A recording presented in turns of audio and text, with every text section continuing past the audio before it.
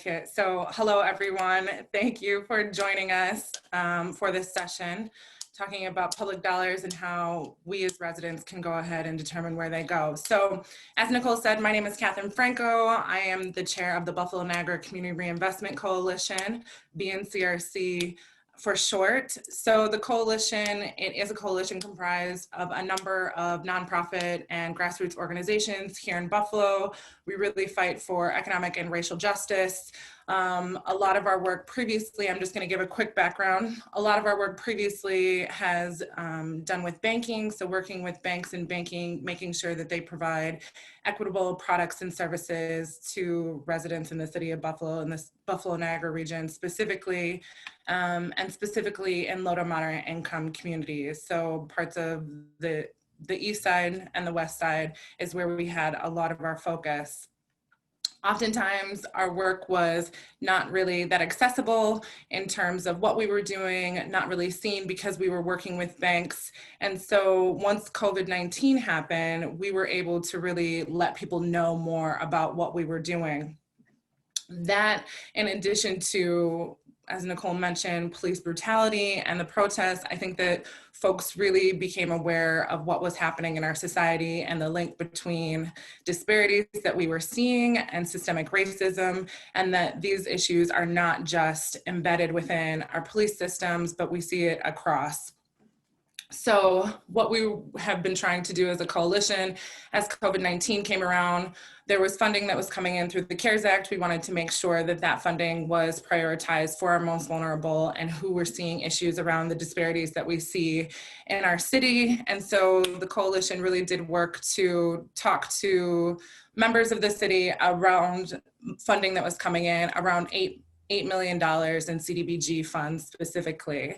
So we were able to go ahead and hold a couple of public meetings around these CDBG funds, really trying to hear from folks how they would spend this $8 million. And one of the things that came up time and time again was participatory budgeting, and that being one of the ways in which we would be able to take public dollars and put them to the uses that we wanted to see as residents.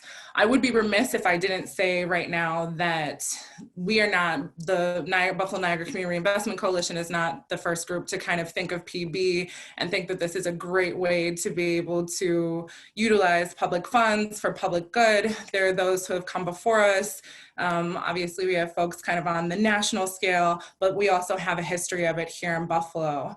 I think part of, again, the reason that we are really looking into alternatives for how the budgeting process happens, not only when it comes to transparency and accountability, but also us as residents having an engagement in that process really comes in and at the right time that we're hearing the calls for defunding the police and finding out different ways in which we can fund alternatives and fund our communities and make sure that we're whole. So that's why we've really come to this session of this PB 101. We're looking forward to be able to do a deeper dive after this. But before I kind of go and talk anymore, because I can do that, I want to turn it over and we can begin to learn more about participatory budgeting. So I'm going to introduce our first speaker, Cristania De Leon. She is the Director of Partnership and Strategy out of the Participatory Budgeting Project, and I will turn it over to her. Thanks so much, everyone. Great. Thank you both so much. Really grateful to be with you today. I'm going to share my presentation. Hopefully you can all see it. And I just want to, again, introduce myself. I'm Cristania De Leon. I use she, her pronouns, and I serve as the Director of Partnerships and Strategy with the Participatory Budgeting Project, or PBP. And I'm really excited to join you for the session today focused on taking control of public dollars. I'm joining you from Ohlone Land on the West Coast. And I want to start by just sharing a little bit about the Participatory Budgeting Project. Who are we? Why are we here? What do we do? So at PBP, we support partners in using participatory budgeting to address some of the biggest challenges to democracy and community participation in collective decision making. Our mission is, very simply put, to empower people to decide together how to spend public money We were founded in support of the first PB process in the United States, which took place in Chicago in 2009, and have grown in support of the expansion of PB across the US and Canada ever since. In addition to Brooklyn and Oakland, we have team members based in Boston currently. And we have 3 core program areas that include what we call network building, where we support the expansion of participatory practices in schools, organizations, municipalities; technical assistance, where we deliver services to support partners in implementing PB processes; and a participation lab, where we create tools and conduct research to make PB easier and more equitable. Our work very generally kind of falls under this framing and this goal of reframing democracy. Oftentimes when we think about democracy, we think about formal elections. Right now, a lot of the conversations November 3rd, very rightly so. And we're often thinking about democracy in sort of conjunction with this idea of, one person, one vote. And we know that traditional elections don't necessarily represent the will of all the people. The decisions that impact us are being made all the time during elections, but well beyond them and between them constantly. And that every level of government is constantly choosing how to make certain kinds of investments and decisions with public money, and often with the influence of outside partners and other kind of actors and perspectives. And so our work really explores how we then reframe our understanding of democracy to include a range of policymaking that is community-led, but also sort of elected or kind of institutionally supported. And that, we mostly pursue this through participatory budgeting. So what is PB? Most simply put, participatory budgeting is a democratic process in which community members directly decide together how to spend part of a public budget. At the core of PB is the idea that it should be used for real decisions about real money. Participatory budgeting is not intended to be a consultation or kind of a survey or information gathering. It needs to result in a real decision that's being made with the voices of community behind it, and real investments that come from that. It's also typically applied to a part of a larger budget, not necessarily a whole budget, but it can be sort of, various sizes of various kind of lines of certain budgets. But it's typically a piece of a budget, a percentage of a budget, as opposed to like an entire bucket, although that could also be great. But generally, participatory budgeting is comprised of 6 key phases that can be adapted to a community's specific needs. So what are these phases? What does it take, and what does that really look like? So I'll walk through just the process and really highlight just a little bit of what that can really be and mean. And if there are questions, I could see if maybe track in the chat, or we can hold them until later. But generally, a PB process starts after we can set aside a portion of a budget. And it really kicks off with convening a community steering committee that is comprised of community members that reflect the demographics of the community. These members are charged with serving really as a backbone of the process and designing it. They determine the goals of the process, strategies for engagement, criteria for projects, key equity considerations like voting or participation eligibility. Then once the rules are set, the broader community is invited to brainstorm ideas for how the money should be spent. If there are funding restrictions or other kinds of limitations on how you can use certain resources to invest in your community, they're made very clear, but they really pursue sort of brainstorming ideas or idea collection through a range of community engagement strategies that include things like public meetings, different kinds of assembly, outreach. We've seen door-to-door knocking, but particularly now folks are also increasing use of online platforms and other ways to engage with community, in light of COVID and other kinds of limitations to being together and gathering. During this kind of phase, they also solicit volunteers to serve as budget delegates. So these delegates then turn communities' initial ideas into concrete proposals. The ideas are vetted. They might work with government partners or other critical stakeholders and other residents. They research costs, implementation needs, how things can be sustained, and they consider need, feasibility, and equitable impact so that nothing moves forward that can't be actually implemented well and in good faith. Then these vetted projects are put onto a ballot, and the entire community is invited to vote for their top projects in accordance to the rules of the process. It's important to note that when designed for equity, there's no reason why any community member would inherently be ineligible to vote. It can be a much broader, more inclusive, accessible form of decision-making than we might see in more traditional elections, for example. And voting events can last days, they can last a week. The goal is to ensure that as many community members as are able to participate really get the chance to do so. And they are oftentimes coupled. Voting sort of events can be coupled with other kinds of expos or spaces where community members can explain the proposals on the ballot to each other, and they can learn with and from each other about what they're voting for, and really engage in sort of voting decision making in a really informed and supported way alongside their neighbors. Then the projects that get the most votes are funded until the total amount of budget that's being allocated runs out. And then the budget process, we can think about, might be implementing for a bit of time afterwards. But there's sort of this arrow there that kind of indicates that the cycle repeats, and that's sort of like this hidden sixth space, which is just to elevate that, we highly recommend that the budget process or PD process continues cyclically, that it's evaluated, it's refined, it's repeated, and ultimately can become a new way of engaging community in decision making that hopefully is sustained and long-term really impactful and lasting.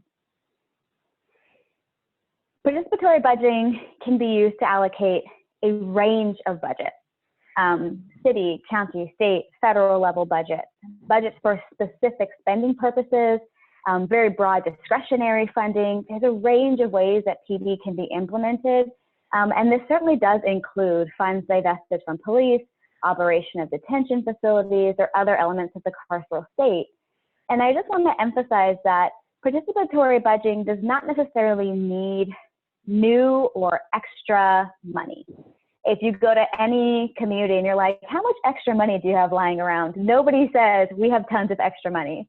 The reality is that PD works with budgets that we already have. And it's our invitation for us to think about, as we're constantly making decisions about money, investments, public resources, the question isn't where we find extra money to do PD. The question is, where in our existing budget and our existing decision-making can we invite more collaborative and community-led decision-making for more effective and equitable spending? So it's more consideration of the process, how we're making money or budgeting decisions that we already know we're allocating and plan to allocate. How do we make that more inclusive?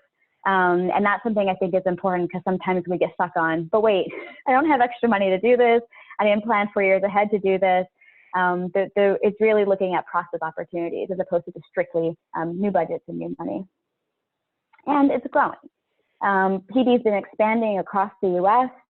This is sort of a time map that only goes through 2019, so already a bit outdated, but just kind of demonstrates that, cities, schools, organizations, counties, sort of across the board, we're seeing incredible momentum for growth and of participatory budgeting and more demands for inclusive decision-making like this. So what does this look like in practice? I wanted to lift up a couple of examples or quick case studies so that people can get a sense of maybe how different processes might differ or different ways to apply participatory budgeting for specific purposes.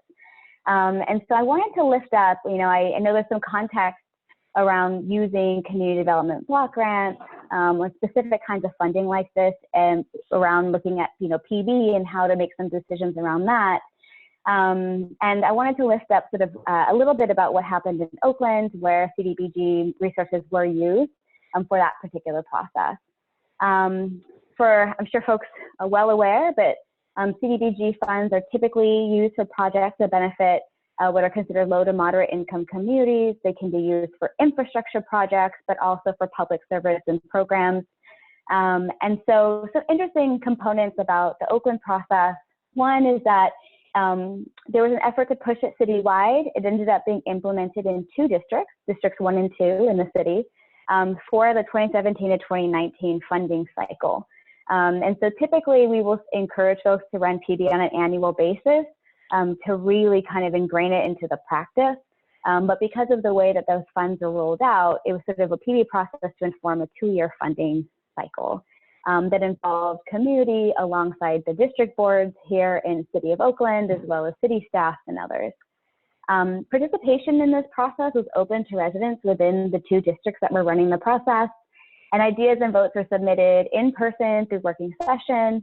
They had events of various locations and times, sort of all over these districts, as well as some online work as well to make sure that folks who weren't able to attend certain meetings still had other access opportunities. And I think it's been helpful in thinking through some precedent for how folks might adapt something like PD to sort of COVID era, COVID practices, and then mitigating, of course, for all of the digital divide and equity challenges that are inherent to thinking about digital engagement. But at the time had already kind of really built in-person engagement as well as online engagement for all the steps of the process. Interestingly, in Oakland, there was no minimum age requirement for voting.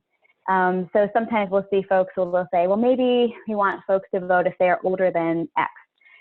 In Oakland, they said, if you can engage with the material, no matter how old you are, you should be entitled to vote for how we invest those resources. And so you'd have folks explaining the ballot or neighbors explaining proposals to second graders and their families together so they could really understand what it meant to really lean into community-led decision making.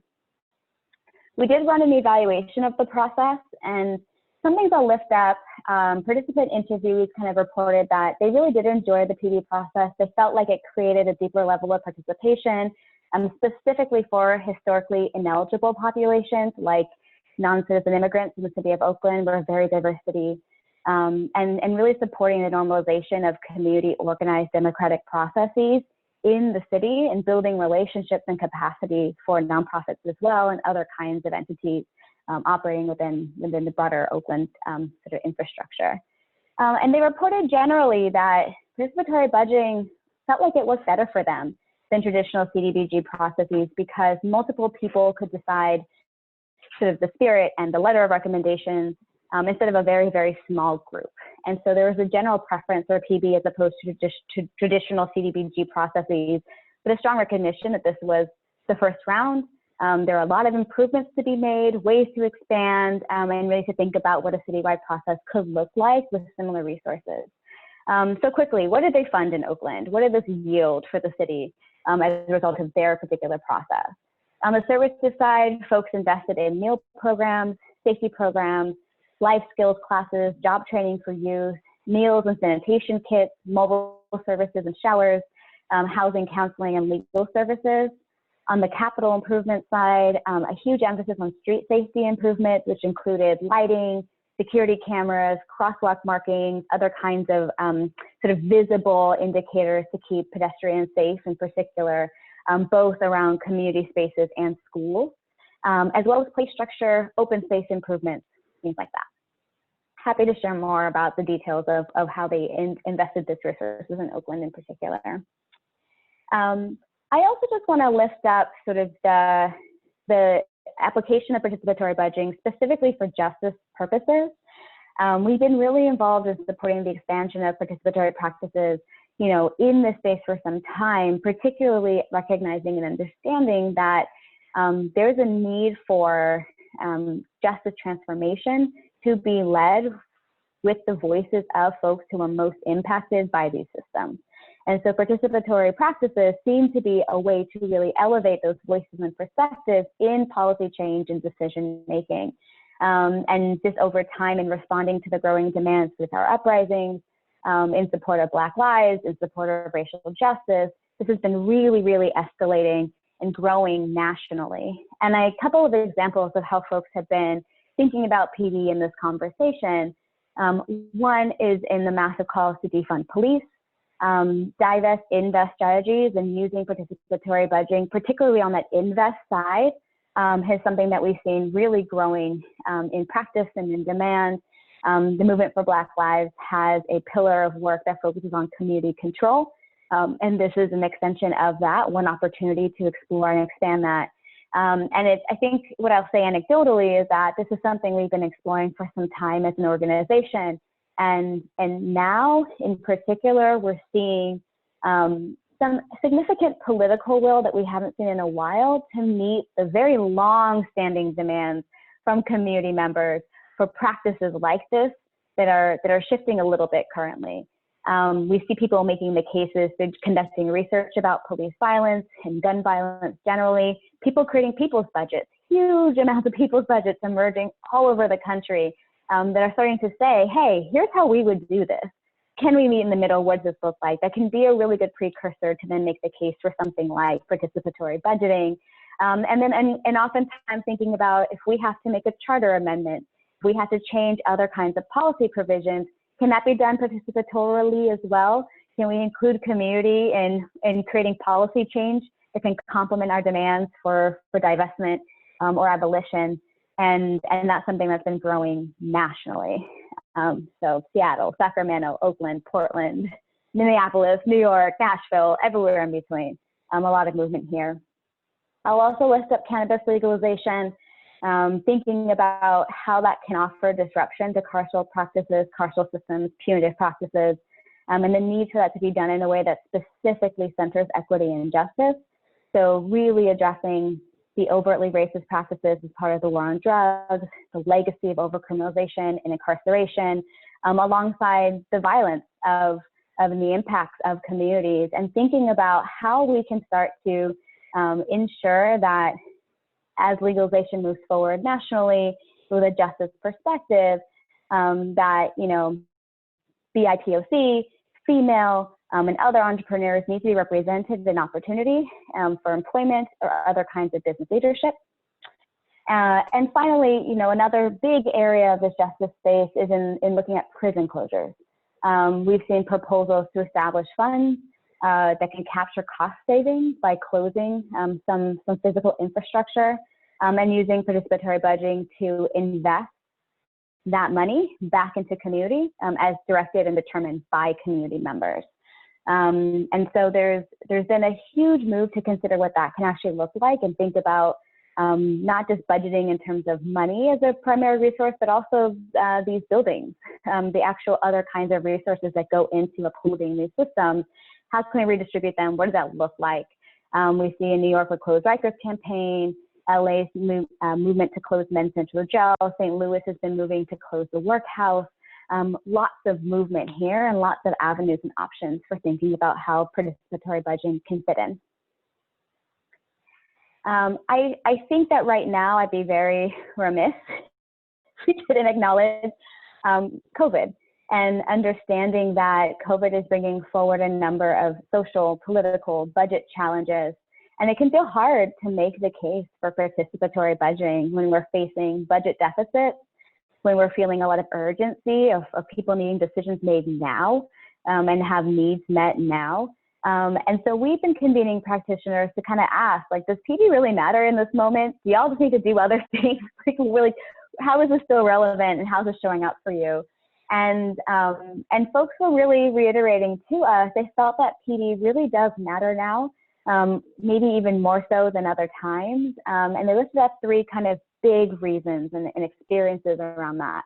One is that folks have kind of reflected a feeling, a sense that as we see new money coming in and spending decreasing and tax revenue decreasing, they feel as though local governments may be leaning towards very top-down, very more like authoritarian approaches to controlling the allocation of resources, including financial resources, while trillions of dollars are being distributed in relief efforts. And folks are feeling that, you know, this is a moment where we need to really strengthen the voice of community and democracy in these spaces, especially the voices of those that are most impacted by medical racism, disparities related to social determinants of health that present in comorbidities, those who are feeling the disproportionate impact of COVID, particularly across our essential workforces, and those that are facing financial, food, housing insecurity. They need to have a say in these decisions that are going to greatly affect them. And so we're seeing sort of COVID reinforce the need and the push for doing work like participatory budgeting in a way that has really compounded and kind of doubled down on the importance of community-led decision making. Folks say the process, the folks who have been easy or able to kind of finish PD processes that were disrupted by COVID have said that actually the process of being in discussion with neighbors and voting and making decisions together has kind of brought a sense of community cohesion, connection, some hope, which people feel they really need in these times.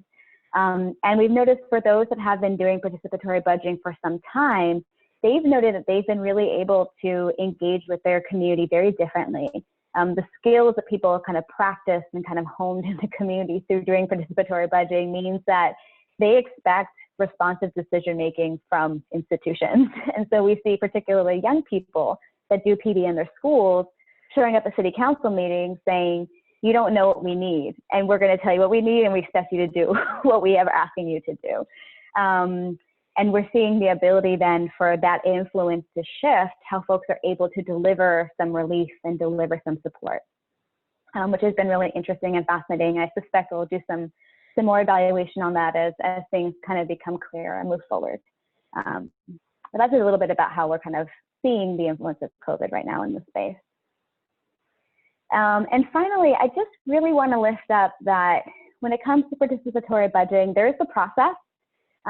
There is, I think, sometimes an inclination to believe that the process is neutral and that it will facilitate all kinds of great benefits and equity, and everyone will have rainbows and sunshine forever and ever.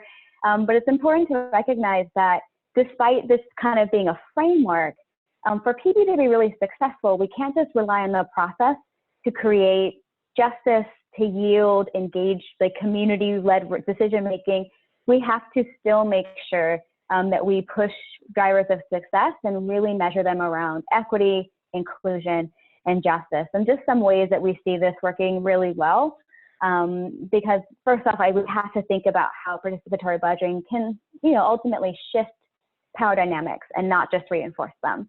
And so sometimes we're really pushing against some resistance and having to dismantle some ingrained assumptions about power and decision making.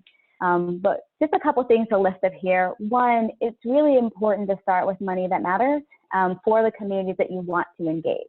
If you want to engage young people, use funding for schools or youth programs to really get them excited. If you want very broad community engagement across the metropolitan region, you might want to ensure that the total amount of dollars or per capita amount of spending is significant enough to bring in the volunteers and the support and the investment from community members for their participation.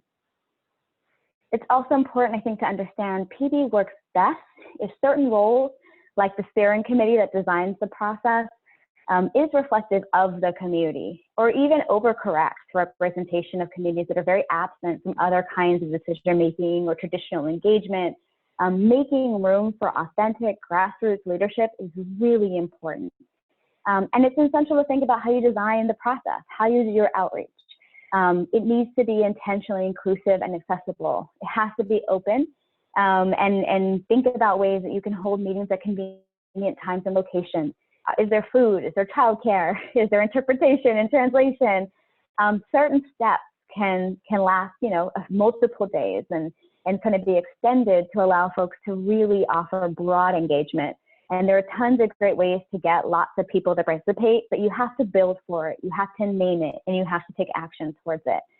Sometimes we'll encourage folks to hire special organizers or canvassers that can do outreach in particular communities that might be really hard to reach for any number of reasons.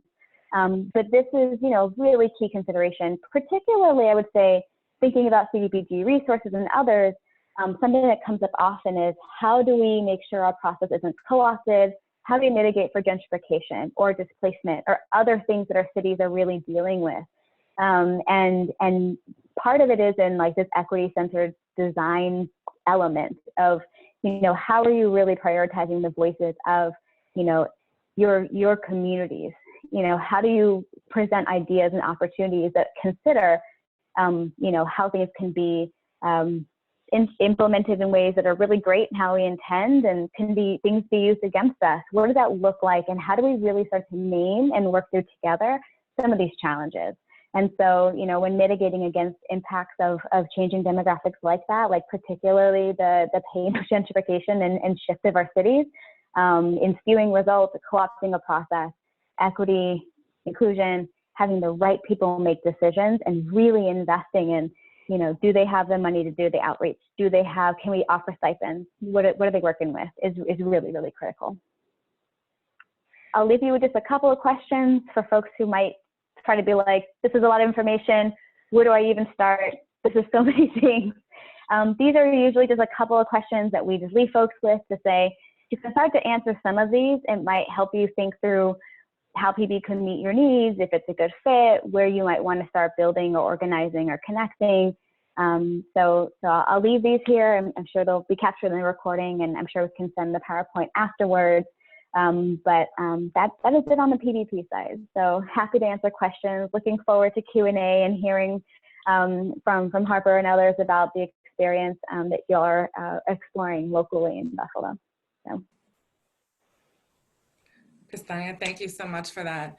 So I think that it was interesting, you touched on a couple points. I do want to give people the opportunity to ask questions right now if they have something that is really top of mind that they would like to ask or to go into a little bit more detail with. As I give you an opportunity, I'll look for either a hand raise or a chat. It's interesting that you're talking about kind of reimagining what our society looks like and how we can use funds in a way that is different than how they traditionally have been used. And also kind of, it was great to see that Oakland uses their CDBG fund process as how they're doing some of this participatory budgeting work. That's what the coalition here in Buffalo, BNCRC, has done and asked of the city most recently, not just to prioritize the funding, which was the initial ask of the COVID-19 funds that were coming in, but now, we haven't heard very much from the city. They haven't been very responsive. So we're asking that they allocate a portion of the COVID-19 CDBG funds to the process of PB and have those funds distributed and allocated in that way. So we've made that ask. So it's great to hear that we're on track in what other people are doing. But I do see that there are a couple questions. I saw that Ms. Barr had her hand raised first, and then I'll go ahead and let other folks ask. Hi, everybody. I appreciate the conversation, and it's really nice to be talking about PB again, since we went through this process, and it was an endurance test the first time, for sure.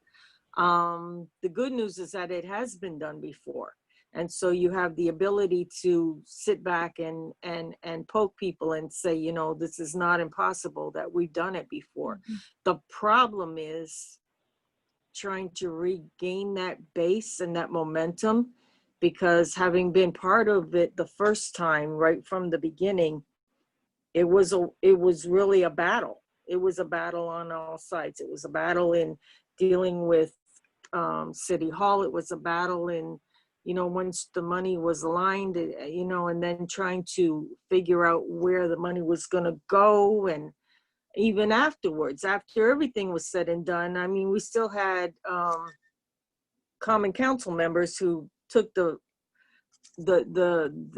opportunity to take the photo op and still poke at it and say, oh, by the way, you didn't do this, you didn't do that.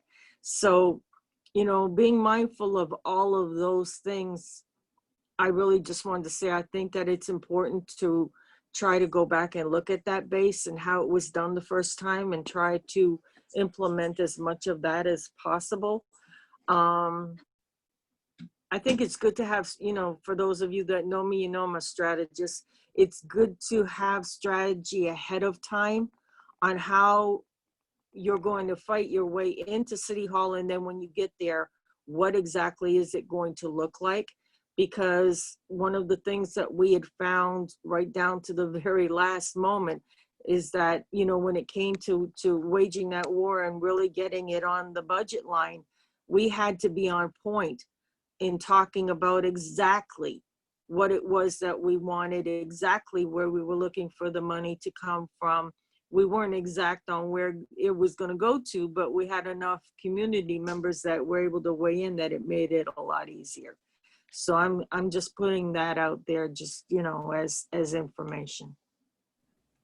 Yeah, so I want to thank you for that, because I think that we know that there are people before us who are doing this work. Clean Air, Natasha was doing a lot of this work, Erin was doing a lot of this work, and then we'll have Harper actually go in and talk about some of that history here in Buffalo. So we know that there are people here before us, and we know that there are cities before us as well. There are other communities outside of Buffalo that have done this work. So really trying to make sure that we're looking at best practices, some of what the challenges were.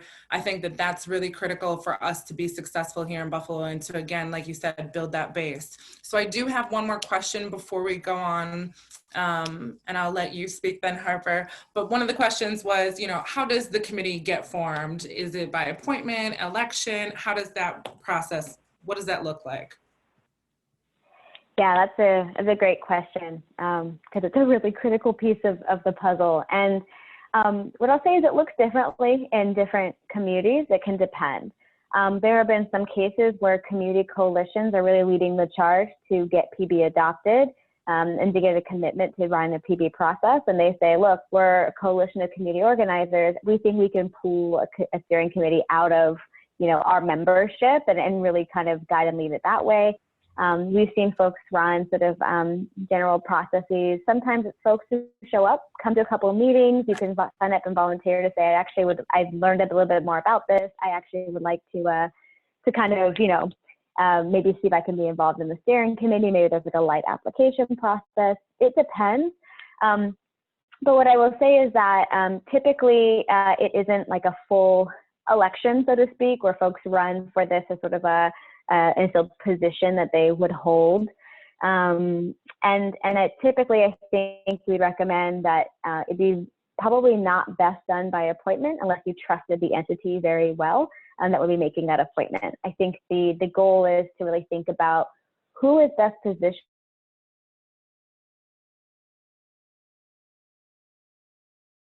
to understand folks who typically don't get to have a say. And if that is the case, it's really difficult to think about then, like, who might come to mind if we're going to appoint some folks. They're typically not those people. And so, you know, traditionally it's sort of thinking about what community engagement strategies you have in place to really reach the right folks, and then really bring them in to say, hey, you know, we're going to work together and form this committee. This will take X amount of time a month. You know, who's able, and how to make it easy for you all to really show up well and feel supported in making these decisions together. So it can vary, but generally I would say that a committee really should look like the community at large, and really thinking about who is best to determine that, and then what support is needed to make sure that folks who can participate can show up with ease, and if it's with a stipend or other things, making sure we can accommodate that as well. I think that's great. I'm glad that you touched on that, because I think that that's, for me personally, one of the biggest concerns, not knowing a lot about PB and also understanding how kind of Buffalo works, wondering if PB is a process that is really how to make sure that, you know, it empowers a wide swath of folks, and particularly those who typically don't have access to these processes, instead of it just being another way for those who have the access and power to, again, gain it. So I'm glad that you touched on that. And it really sounds like it's on those who are beginning that work to make sure that they're doing the outreach and, again, thinking out of that box. So thank you. So with that, definitely. I see that we have another chat, but it's not a question. So I'm going to go ahead and I'm going to turn it over to Harper Bishop. He's the Deputy Director of Movement Building at Push Buffalo, and he's really going to talk about the history and those who have come before us and done some of this work in participatory budgeting, including himself. So I'm going to go ahead and turn it over, and you can intro yourself some more.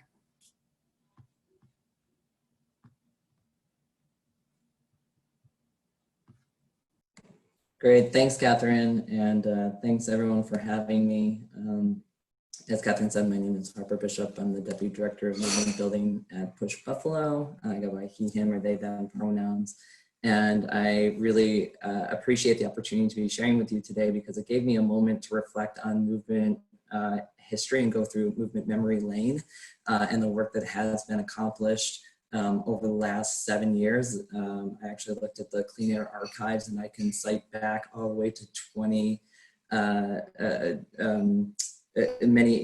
years. It's been 7 years, so 2013 is when I see in their archives that they've begun the process.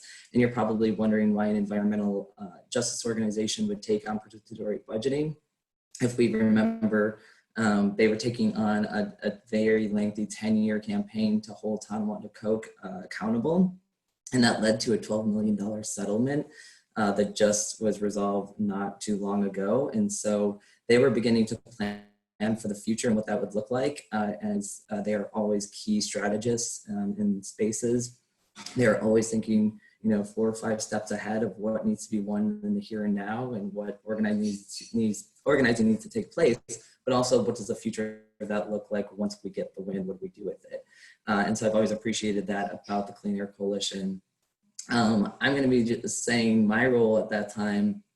I had a number of roles, actually, as I reflected. I was documentarian. Many of the photos that you'll see were taken by me, and the Clean Air Coalition would post them when they would do collateral or Facebook or any of their kind of narrative work.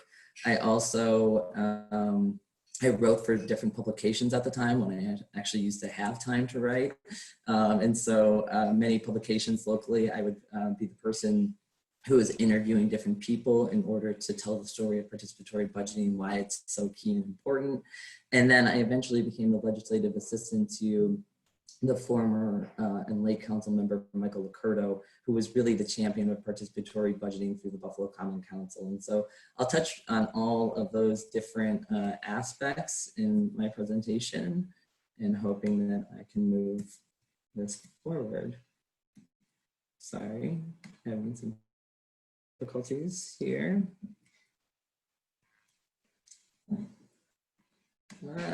Sorry, y'all. Okay, let's see if I can keep with it.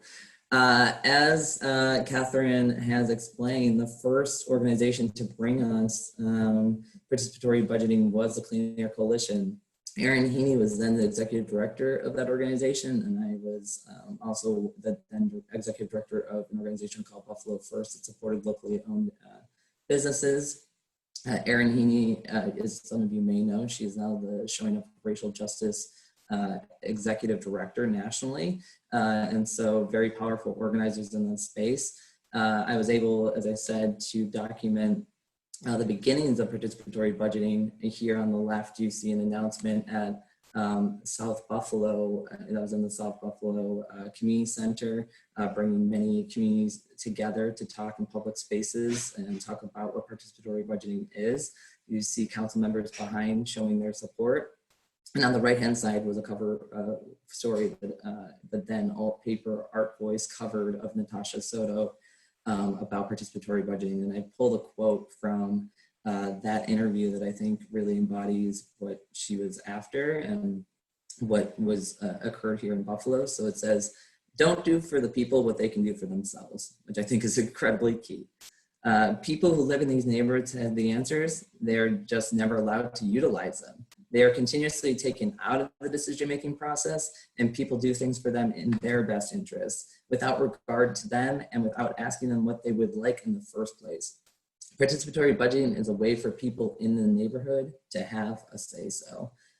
So yeah, as you can see, a dope organizer who knows what's up. So that embodies, of course, what we heard in the earlier in the underpinnings and theoretical underpinnings of what this process is all about, and that really there's technicalities and there's a lot of technical assistance that's necessary in order to really fulfill the process and background systems that are created. But overall, this is a sense of what we're trying to get at. So in 2014, I moved to the Buffalo Common Council. Like I said, I worked as a legislative assistant to Michael J. Licurdo, who's actually pictured in this photo in the tan suit. And I was the person who was working as a liaison, really coming from a grassroots organization, now in municipal government, to work between Clean Air and the Buffalo Common Council to move them in a direction to hear from and to better understand what participatory budgeting was. It was a newer concept. I think now it's been around for quite some time.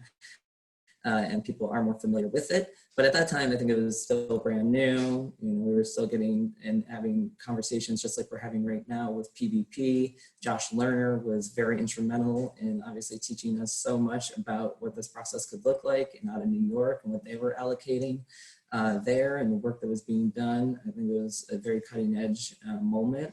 And I crafted the resolution actually that became adopted by the Common Council unanimously through some finagling of sorts, but every single member of the Common Council, 9 council members who usually don't agree on much, and resolutions can be, you know, sponsored and co-sponsored, but to get it unanimous was very important to us to make sure that there was buy-in from every part of the city. And they would often just bring that people power and a lot of excitement into, so they hosted meetings at night, again, because they thought working class people wouldn't be able to participate in at 1 p.m., which they're not. A lot of us have the privilege of being able to go into council chambers because of our jobs, and we're paid organizers to really be there and be present and then report out, but we want to make sure that everyone was able to participate. And then they did some very creative things, like they just had PB, and then they would write the councilmanic district so that the council members could see, hey, listen, your constituents are right behind you asking for this thing, so you probably have to show up and show out because they're here and they're watching what your vote is going to be on this and whether or not you're for or against it. And so that was very effective. And this vote led to the ability of the creation of an internal committee was established, a working group through it. And it was amazing to see just everyday people, working class, poor Buffalonians, and members of the Clean Air Coalition be able to come once a month to the 9th floor and really have conversations about what participatory budgeting was, and have that facilitated by the Clean Air Coalition with council members coming in and at times participating themselves. So frequently we saw from Council Member Rashid White of the University District, Council President Darius Pridgeon would often come from Ellicott District, and of course Mike Licurdo from Delaware District. So they were frequent visitors and giving input and talking about the effectiveness of the working group and seeing that energy in the building, that usually people don't feel that they have access to City Hall. And if they do, they know that it's just lip service and people are going through the motions. And so to have that working group doesn't seem monumental, but was really a breath of fresh air for a lot of people in the building, including myself, who often felt on an island unto themselves at points. And so that process led to what we see here on the left, and sorry, it's cut off. It is the preface to the report that was created after the working group had done all of their work. They had a list of recommendations and a presentation, and then we call them the big guns. This is Josh Lerner with Councilmember Michael Licurdo and Natasha and Aaron, as I've mentioned previously. He is, I think, still the executive director of Participatory Budgeting Project. No, he's not. Okay, he's not. But at the time he was, and I think he might have co-founded it, or no, just, yes, okay. He's co-founder and executive director. Thank you. See, it's been a long time. So, you know, he came from New York and he gave a presentation to the Common Council, and we presented the findings along with other members of the working group and members of Clean Air to say what it is that we worked on and what had transpired through that process, and to make it very clear what the steps are forward, and to begin to advocate for it to actually be in the mayor's proposed budget for the following year, because we had the backing of the Buffalo Common Council, and you can see that picture here. So it's a very nice day. We hear from Josh. We do all that good work. And then in 2015, we take our first step towards actually having participatory budgeting in a very dramatic fashion. In case people aren't familiar with how the city budget works, the mayor proposes his budget. And then there's basically an audit of all departments. They have to present in front of the Common Council, and they have to say what their needs, report it back from what happened in the past year, of course, and then what is the budget allocation that they need, and they have to give a presentation to justify why it is that they want the money that they need to receive to fully fund their department. And so the call from Clean Air and people like Ms. Barr and others, Ms. Della, a lot of folks that had been members, William Yelder comes to mind as well, was to allocate $1 million in that budget to be a participatory budgeting process, thinking that it could be allocated in various ways. It could be citywide, it could be focused on one councilmanic district. And again, with the eye towards equity, inclusion and racial justice was very important to the ethos of the committee and working group that had come together to talk about when this happens, where would the $1 million go to, and how would it be spent. Unfortunately, Buffalo was not at the moment and prepared to implement $1 million or allocate that, but in a very dramatic fashion. Literally the majority leader at the time, Damone Smith, was going back and forth between the mayor's office and the Common Council and negotiating in real time.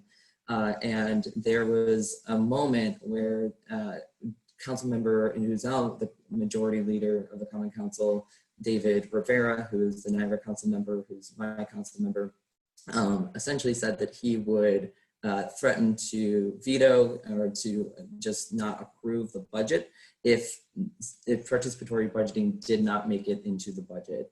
And it was a really powerful moment, and I haven't seen a council member wield that kind of power in some time. So he definitely did an incredible thing, in my opinion, to do that and to say that he was going to use his political will in order to take a stand for what the people had said that they wanted to in the working group, and acknowledging all of that work.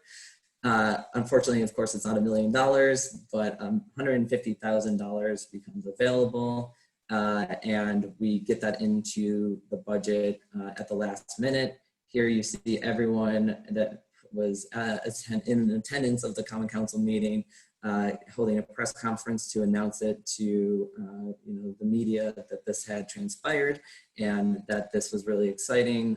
Just you see a lot of familiar faces, a lot of folks that we worked really hard with, yeah, so that was on the steps of City Hall immediately after, and then gets to, as we always know with progressive policies, all of that is the good fight, but it's really just the beginning, because the process now has to really take place and take shape, and all the delegates and all of the process that was explained to us earlier, now that's when it really begins. So we're at that was all pre-work, that was all work that was occurring beforehand, and now we're essentially put into the moment of, okay, where is this $150,000 going to be allocated? It's a small amount of money. Will it excite people enough for them to turn out, for it to have the impact that we want it to have?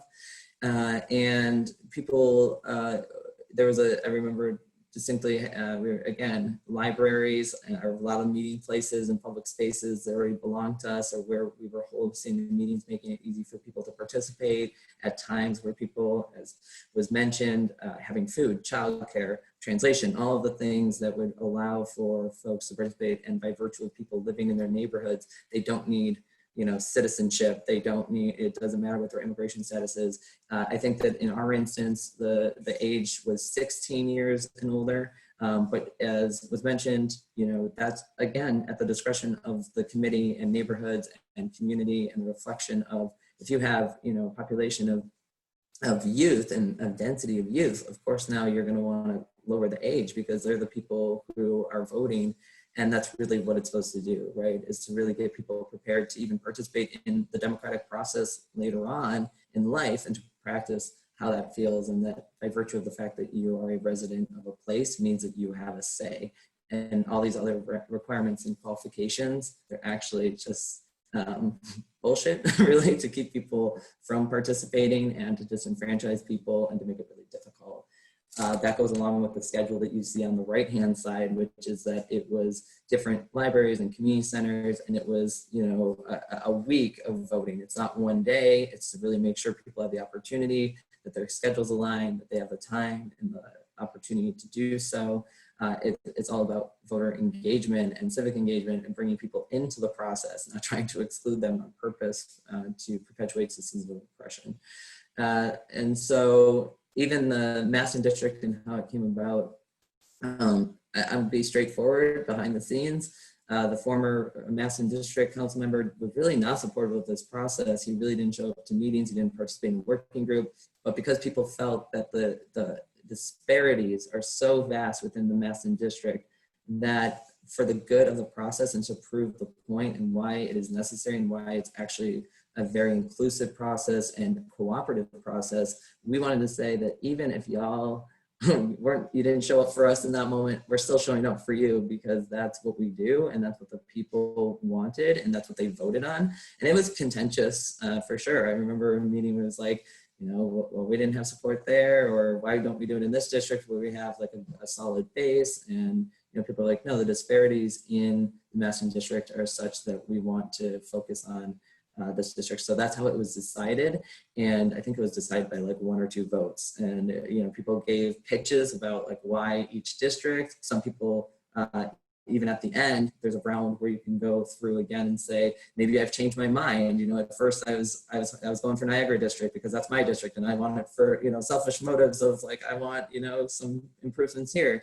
And then after people were speaking and making compelling kind of, elevator speeches, people turned around and said, you know, actually after hearing, I think we really do need to do it in, you know, Maston or in Fillmore or other places. So I saw that in real time occur. And I think, and that's also what people describe when they talk about projects where we've seen people literally abandon their own project that they've proposed and go and say like, actually the need is translation services or lighting or a basketball court or pocket park for youth because the density on Congress and Delavan is too much. We need to give kids a place. So even though I proposed, you know, investment in the community center around the corner, actually, no, we need this for this community. And so people abandon their projects all the time in spirit of like collaboration and cooperation. I really think that's a powerful thing to note. And then, so yeah, we had that all happen and occur, and unfortunately, actually we're positive first, then the unfortunately. So I have on here that cycle 1, 2015-2016 results was that 300 residents voted, and there were 23 projects on the ballot, and a number of them were funded. Again, it was smaller items. There were bus shelters added. There was garbage can receptacles and some streetscaping things that occurred. And, you know, I think that people also get a sense of how much things really cost in capital budgets, right? And how far or how little that goes. You know, we'll talk about this more as I end the presentation to more talking about policing, but essentially from the very beginning, the point that folks like the Clean Air Coalition were making is that a budget is a moral document. It tells us what we prioritize. It tells us what our values are. You can even think about that in terms of your own budgets. What you spend your money on individually is what you care about, right? And where you're spending it. And if you don't like where you're spending it, you got to think about like reorganizing that and how can I make, you know, this budget become less and this, you know, investment in my future become more. And so they really use that to say that this reprioritization really needed to occur, which will link to, you know, Natasha and becoming the co-founder and director of Black Love Resists and Rust. And we'll talk about that in a minute, and how the transference of PB to kind of the civic engagement tool, environmental justice, holding polluters accountable, then is utilized in a really key moment as we're experiencing right now in real time. So just wanted to note that. And now it's the unfortunate. So this is Estella, who worked on this project, you know, at great length, was a member of the Clean Air Coalition, was had the pleasure of working with her and doing interviews and all those different things. This headline is from the Buffalo News. In the next election cycle, unfortunately, the report back from the Masson district was not as positive as we would have liked to have seen it. They felt like maybe the numbers were too low. It's only 300 people voting. Is that enough to warrant $150,000 being put out of discretionary funds into a city budget?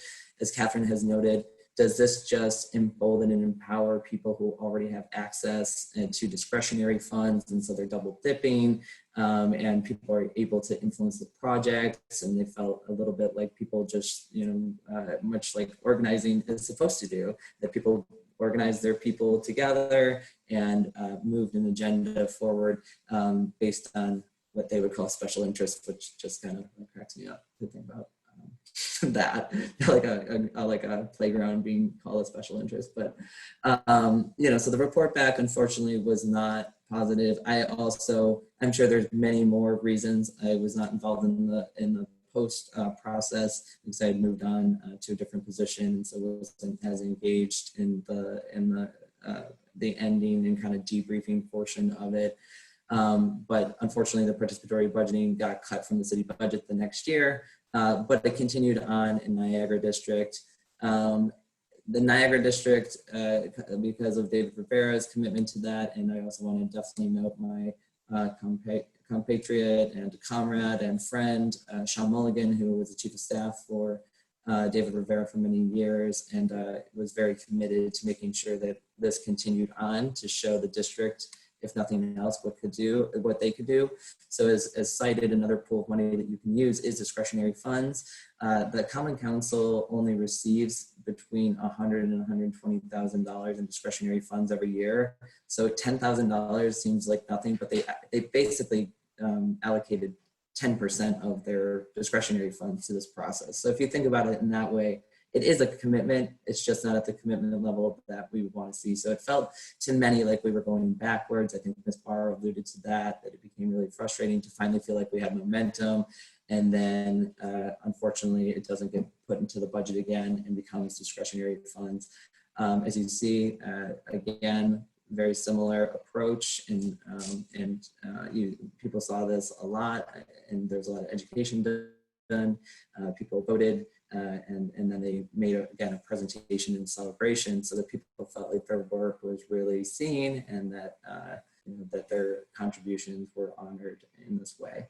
And then pivot to, Natasha becomes the executive director and co-founder of Black Love Resisting the Rust, Blur, as we all know, and really takes this concept of participatory budgeting and then applies it to, again, the moral document and framework that I think people in this moment have really been digging into, which is we need to reduce the Buffalo Police budget because there has been a 30% allocation of our whole budget going towards, policing of our communities. And that's without settlements and lawsuits that come about because of police brutality and shootings that have taken place in our city. And so they start to be talking about the reduction and the reprioritization of investment in our communities and neighborhoods.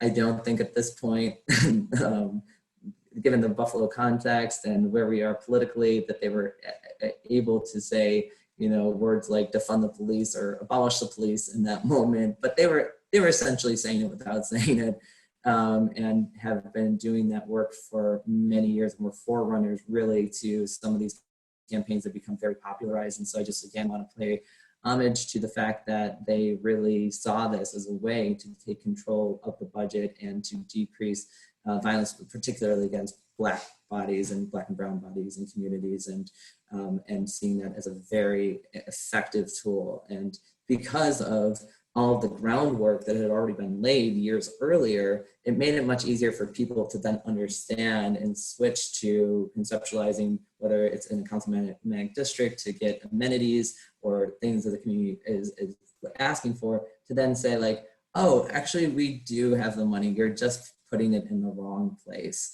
And we don't need a new pool of money, as was mentioned. We actually can do with our budget if we were doing the correct things. And I would add here as a caveat also, if we were also taxing and doing property taxes for developers and not giving them tax breaks over and over, and then offshoring it and offloading it into the neighborhoods.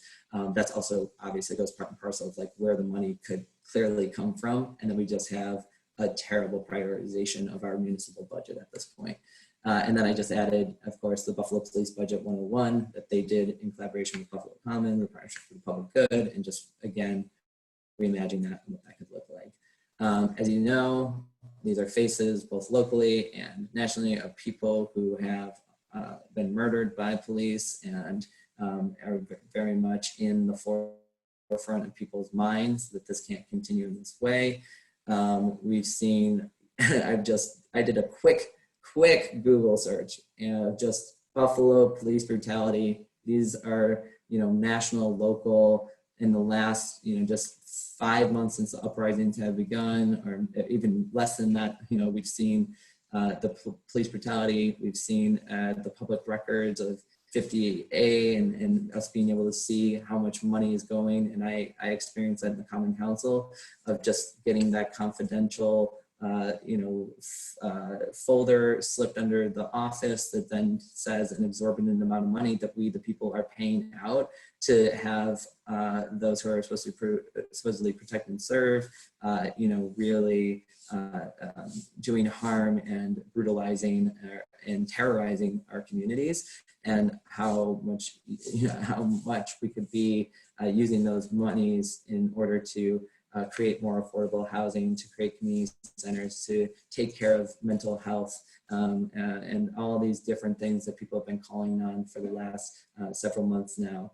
And as you all know, just recently, this past Sunday, Willie Henley was shot by police when they were called for a mental health crisis and that he was unfortunately going through, and is now in the hospital, and we're dealing with that as a community, the trauma and the re-traumatization that comes from every time one of those incidences take place.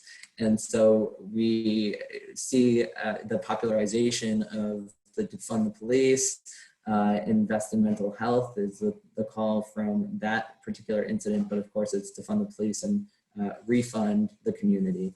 And participatory budgeting can be an incredibly powerful tool for people to not only just use it as a slogan, but to really dig into what it is they want and saying how that money can be allocated, and getting the individuals that have been in the streets and connecting them to municipal government and saying, elected officials, this is what we want, this is what we need, and if you're not willing to do it, we're going to find replacements, quite frankly, and pushing forward and politicizing participatory budgeting even more so than it has been in the past. I see that absolutely coming, and this conversation is highly relevant. And I think that that's what I have for you. If you want to get in contact with me, here is my information, and I'm excited to talk about anything and everything participatory budgeting related in the Q&A. So yeah, thanks. Awesome. Oh, sorry. I thought that I actually clicked out. I was like, oh no, I ended the meeting for everyone. Thank you so much, Harper, for sharing all that and really highlighting some of these points and bringing it back to what our history has been in here in Buffalo, what the most recent calls from police brutality and defunding the police, what we have as options. And I think that that's really what we wanted to explore here, participatory budgeting as an option. Again, the Buffalo Niagara Community Reinvestment Coalition, our first ask was prioritize these COVID-19 CDBG funds for mental health, for foreclosure prevention, for rental assistance, for all of these different things that really are not always prioritized and that really would benefit our most vulnerable in our communities. Instead of that, now we're saying, you know what, that's not enough. We don't need you to prioritize it, in part because we have seen a history of you not prioritizing our needs as residents of this city. Give us that power. And so that's how I look at PB as an opportunity for us to exercise our self-interest that is really guided by the needs of us in our communities and what our communities are reflecting back to us. So I appreciate all of this. This has been really, really exciting for me. I do want to open this time up now. I know that there have to be questions because even with all of this, it's a lot of information to take in. The process is still, it sounds really exciting and wonderful, but I know that there might be questions around that process and everything else. I think that for me, I'm really curious. So our request right now as the coalition has been around kind of CDBG fund specific. We heard that council members were able to do this, you know, with their discretionary funds. I think that this is just a very, maybe not a simple question, and maybe you all don't know this, but I'm curious as to how easy the process is if somebody were to dedicate our elected officials and say, I want to get behind the process of PB. What does that look like? They're able to do that with discretionary funds, I assume, as council members, if they really wanted to. So is that a thing that they could do and really commit towards and move forward with that now? Yeah, so I'm happy to start by saying yes. any formal decision maker who has sort of actual sort of formal control over a pot of resources can be like, I'm doing PB. There are instances where what we'll see is folks create a policy change, formalize it, codify it in a charter, you know, add it to a particular platform or objectives. But oftentimes we see folks able to push forward a PB process with a commitment and community accountability. And particularly if this is someone in elected office, they have the pressure to deliver on and honor and support the recommendations that come up and the decisions that come up through a PB process. And so if they're a trusted entity and connect with community well, and you can take them at their word, push them to run PB. Say, yes, great, we're gonna do this. If you feel that you do need something that's more specific, and I've seen some of the more policy recommendations codified, I think more commonly when it comes to divestment work, particularly with police, sometimes there's a charter amendment where they're like, we must have a certain number of armed officers on the street or employed, or we have to deal with unions and labor contracts and other things. You might want to pursue codifying something formally in policy and writing, but generally, if you've got resources, you want to do PB and you have the community buy-in and community relationships, in either case, right? If grassroots members are like, we're doing it, we need someone to say yes. And if like elected officials or folks who control budgets or want to do this, we have to make sure community is also on board, that they want to do it and that they're willing to put in the time to really own it and really believe in it. So if folks are on board, possibilities are endless. Go for it. Awesome. That's what I like to hear. I think that one of the other things, talking about kind of where in the budget, because it sounds like we could do both things, where you have elected officials who are willing to make the commitment, but then there are some areas, say like in the police budget, that if we were to do PB, that we do want to codify that, because we don't necessarily just want a commitment there. We need that to be codified and that sort of thing. I'm curious if, from either of your experiences or just kind of your purview and perspective, if there is a project or a portion of municipalities or elected officials' budget where you've really seen great and kind of widespread impact. Because I know that we've done it here in Buffalo, but $150,000, $10,000, it really doesn't stretch quite as far. And so although we were able to go through the PB process, people were able to get what they wanted, I'm wondering if there are other things, particularly I know, Christiana, you talked about things other than funds, but also resources and the way that that happened. I'm curious if you have some more examples of that and some larger impacts.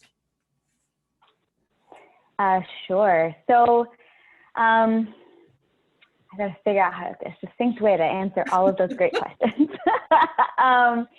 What I will say, so first off, yes, like participatory budgeting tends to be concerned with budgets. For some communities, we'll notice there's a desire to start small, to say we're starting it for the first time. We're not giving you like $300 million before we kind of can figure out what this looks like. And folks kind of have an inclination to say, well, let's just do a small amount of money and then we'll see how it goes. And we actually really push folks to think big. We're like, look, if PB is going to work, you want it to be money that matters to folks. It needs to be, you know, worth their time and investment. Typically, you know, more sort of projects that are able to scale and grow over time have tended to be projects where there's some flexibility in spending. Sometimes if you have resources in your budget that has to be allocated with a very specific, limited purpose, it can kind of make it challenging for folks to really feel the full effects of the ability to really think big and create and kind of aim for the sky if they really want to, you know, in advance of then really like refining proposals and getting really specific and make sure everything is feasible. But for folks to really want to, you know, play in the space, for folks who are like, we have a small amount of money to do kind of like one of two kinds of things, what do you think? It works and it can definitely work and be sustained, but if it's going to really grow and for folks to really get excited every year about doing participatory budgeting, having resources that are a bit more flexible, and that potentially we've seen folks who are maybe using tax revenue, for example, to say tax money is community money, like very directly. So we want to see PB, maybe we'll start here, but we want the pot to grow exponentially every year until it reaches X percentage of the overall pot.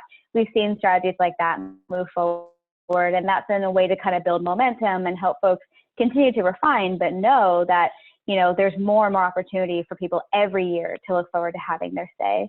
And I think what I'll just allude to as well is that it's important to think about what kinds of opposition you might face based on the kinds of budgets you're looking at. And this is really clear with looking at police budgets. So for example, people are like, we're going to do PB. If we're reallocating resources that go to policing, that frees up, you know, in some cities, hundreds of millions of dollars that can be reinvested by and with community.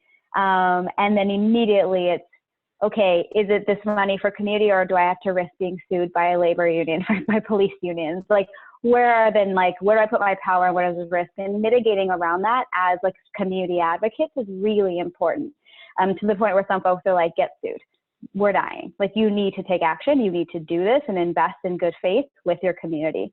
Sometimes we see folks have a lot of misconceptions about PB. When communities ask, I want $15 million to do PB, we've seen city officials say, wait, it costs $15 million to run a PB process? Absolutely not. So like those kind of misconceptions around how much does it really cost to offer the translation or stipends or other things is one bucket. But like really it's thinking about like how much do we really preserve for community to have control, and really being clear about understandings about like the money and the budgets and how they're used. And then I think one other kind of point around how you find good money, how it can look is, you know, sometimes if you're dealing with discretionary resources, you can get city council members who might say, are you guys trying to tell me I'm bad at my job? Is this punishment? Is this not my responsibility? I think I'm elected for a reason. And really thinking about the framing of participatory budgeting around collaboration and power sharing, and ultimately helping them be more informed and more efficient so that maybe they can get reelected if community members really trust them and can work with them. You know, there are other ways to really think about the role of like power distribution and sort of thinking through what might folks who control these resources now in very traditional ways react to as you start to try to open things up and become more participatory, and thinking through how you might like tackle that is always really important. But ultimately, you know, I think community members, advocates, you know, are really on the ground saying, particularly now with what we see with the pandemic, we're not interested in funding violence in the middle of everything right now. We need to do things differently.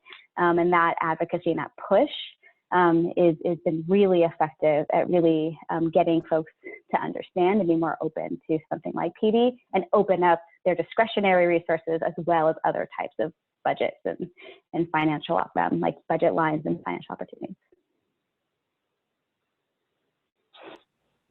That's great, thank you. So we do just have a few more minutes left, so I want to give folks the opportunity. You have us with you now. If you have questions, now would be the time. I'm going to not talk right away, just in case.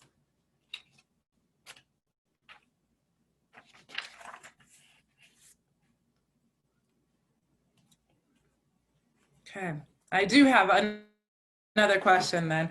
So I know that I asked really about like, if our elected officials wanted to make the commitment now and say like, yes.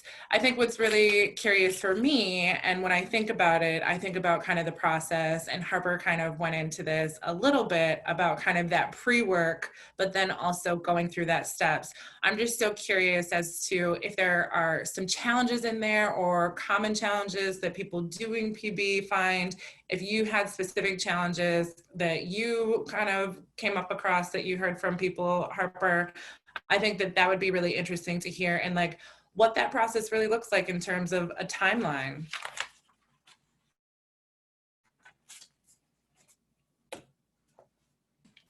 Yeah, no, I think that's a good question. Yeah, there's any number of challenges, right? Like this is not easy work to build a whole new culture, particularly in Buffalo. And to the last question, you know, when we think about New York and the amount of money that they have to run the city and how many discretionary funds are available to council members, it's completely on a different scale. But there obviously is money that can be reoriented. I think actually there was a very good rundown of some of the things that we do hear from council members. There is the defensiveness. We hear often, we already do this, like why do we need this formalized process? And then the idea that it takes money to do translation services to create a whole different system, and then people are not willing to pay for the administrative you know, work that goes into carrying out a process like that. And so like, why is it you know, this amount of money, though it's not actually the amount of money that they think that it is, right? Is actually far less, but many times there's misconceptions or what they've already heard. Another thing that's very common in Buffalo is that unfortunately the parochialism of Buffalo sometimes gets in our way, where we're hearing processes from other places is like, well, that's there and that works for, of course the Bay does it, or of course New York, but like, you know, give us a situation where, you know, it's a Buffalo type of situation and it's more a Rust Belt city that has been able to accomplish this. And I think that there's many of us amongst us who are, you know, trying to push for progressive policies and reforms all the time. And that's another a challenge that we saw, is that even like John my goodness, it's totally falling on my name, Josh Lerner. Yeah, when Josh Lerner came and gave his presentation, it like both was great to have the expert in our opinion, and then it was like, well, who's this New Yorker? As we already know that Buffalo and New York have kind of that divide. And so those were some challenges that we ran into, I think, in terms of the process. People are very dedicated, honestly, to be involved in these processes. I saw people turn out so many times, and leadership really really step up from neighborhoods to take on different things.